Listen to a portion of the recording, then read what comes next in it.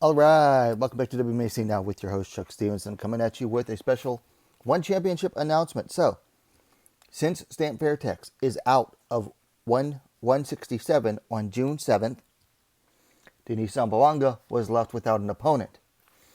However, one championship only a day after the official announcement of that bout's cancellation has officially found an opponent for Denice.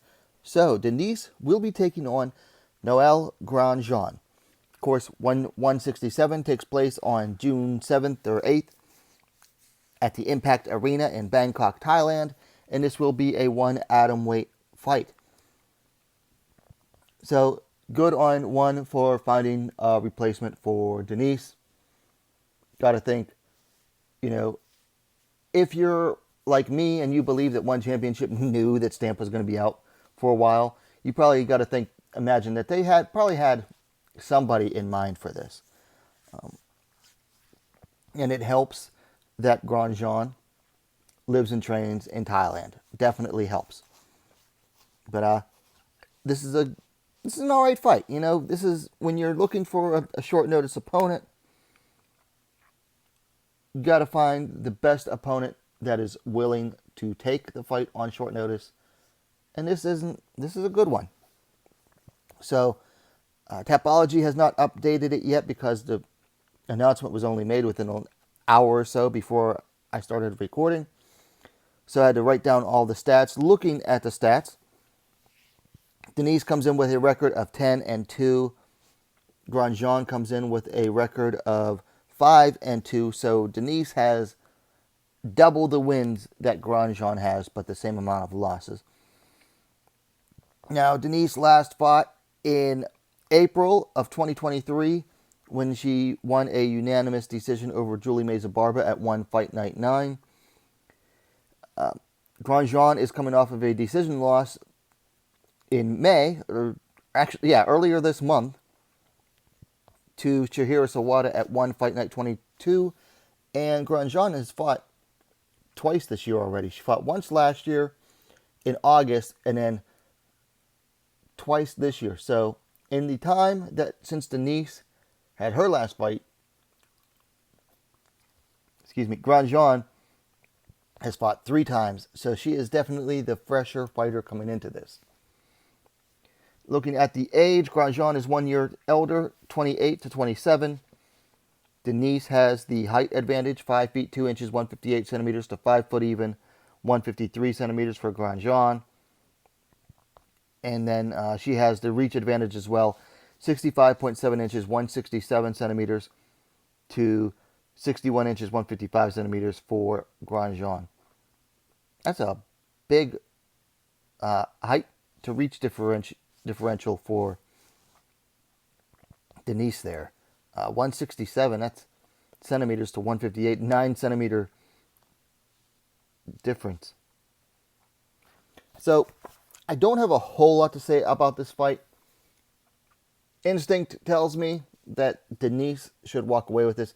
She has the better experience. She has the better, well-rounded game. I think striking-wise, pure striker-wise, I think Grandjean is a better striker. But I would give the ground advantage to Denice, and I would give the transition phase of the MMA game to Zamboanga as well. So I would favor Zamboanga to win. But Grandjean is tenacious, and she doesn't quit. You know, one thing I can say, I sponsored Noelle in her last fight against Sawada, and unfortunately she lost. But she never gave up. So she's very tenacious, doesn't have quit in her, which is great, and that could serve her well in this fight. Now she's coming in not having trained fully for this fight, but she did also fight earlier this month, and it's about a month difference. So as long as she didn't just go completely ham on, ham and other, foods in that time, the weight shouldn't be a problem. Her conditioning shouldn't be too big of a problem. I think she did go and travel after her last fight, looking like from her social media. But she should still be in pretty good shape. And she trains year-round, so. One thing I do want to say about this fight, and I've said this before about fighters who are signed to one and aren't getting fights. Go train in Thailand. Go book a month to train in Thailand. Raise the money. Go train for a month. I bet you'll get booked in one. If not the big one shows, you'll get booked maybe for the Friday fights. Now, there are some fighters who do live and train in Thailand that haven't been getting fights, which is kind of weird. But you got to think, Noelle living and training in Thailand at Tiger Muay Thai, it certainly helped her get this fight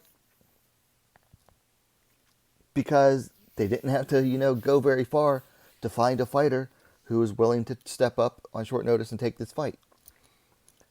So fighters, yeah, if you're signed to one, raise the money, contact your sponsors, start a GoFundMe, raise enough money to go to Thailand for a month or two. Now, if you have a side job that you can't leave, understandable.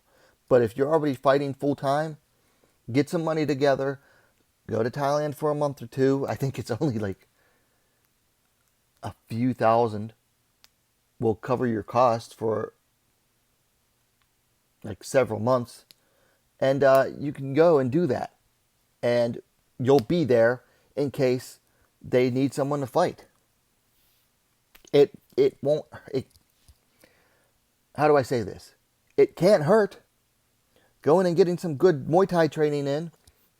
And you don't even have to go to Phuket to like the really expensive gyms. You can go to like other places and to the less expensive gyms. So you don't have to go to like the most expensive, fanciest gyms. And it's not going to hurt. You're going to go and get some good training as long as you go to one of the better gyms, Don't go to some like gym whose roof is literally an overpass, and those do exist there. But go to a gym that's going to help you get some good training in, some Muay Thai training in. At worst, you'll come away with some training. At best, you'll get a fight if you haven't had a fight in a while. So fighters, don't be afraid to go to Thailand and get some training in. Start a GoFundMe on social media or something like that. Anyway, those are just my initial thoughts. If you like let me know yours in the comments below. If you like the vid, please hit that thumbs up. And while you're at it, if you haven't yet, go ahead and subscribe to Wmma Now, the best, most complete women's mixed martial arts dedicated platform on YouTube. Thanks for watching. We'll see you next time.